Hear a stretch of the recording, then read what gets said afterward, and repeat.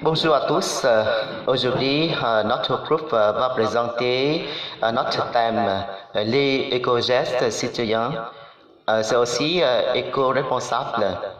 Cette séance sera introduite au début et à la fin de la séquence de 60 minutes, plus un devoir à réaliser à la maison.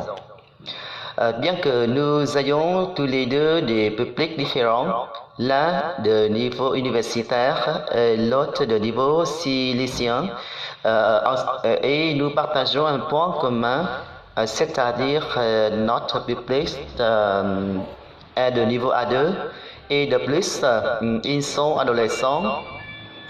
Vu que le monde est en souci constant des problèmes de pollution, nous choisissons de les sensibiliser sur un sujet qui appartient à leur vie quotidienne, mais qui ne les amènerait pas assez.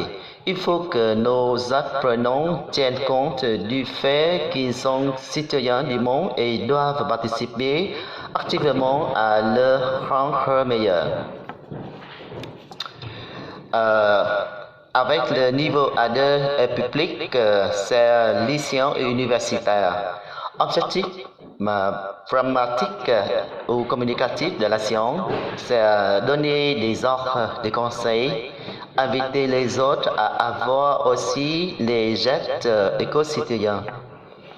Objectif linguistique, c'est étudier la formulation des conseils et directives. Par exemple, impératif et d'autres façons de donner des conseils et directives. Ensuite, c'est enrichir son vocabulaire sur le thème des gestes et de la vie quotidienne. Objectif socio-culturel et socio-linguistique de la science. Se connaître le terme geste éco-citoyen et son importance. Prendre conscience de l'importance des gestes éco-citoyens et devenir éco-citoyen.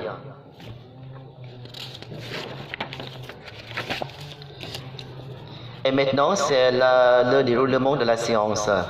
Phase 1, c'est l'activité prise classe. Premièrement, c'est la salutation et ensuite, c'est l'activité prise classe. Avant de commencer le cours, l'enseignant pose quelques questions aux étudiants. Par exemple, vous venez à la fac ou vous venez au lycée, comment? Qui a pris la navette électrique de l'université? Qui est venu en vélo? Qui est venu en vélo électrique?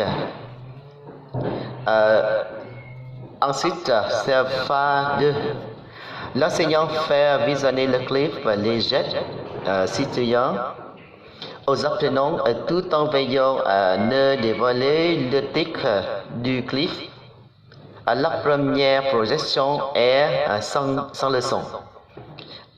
Et on peut regarder le clip avec le lien suivant.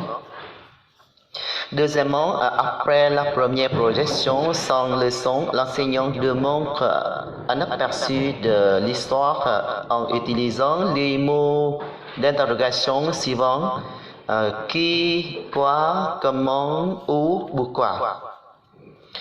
Ensuite, l'enseignant distribue à chaque apprenant une fiche du premier exercice avant la deuxième projection du clip.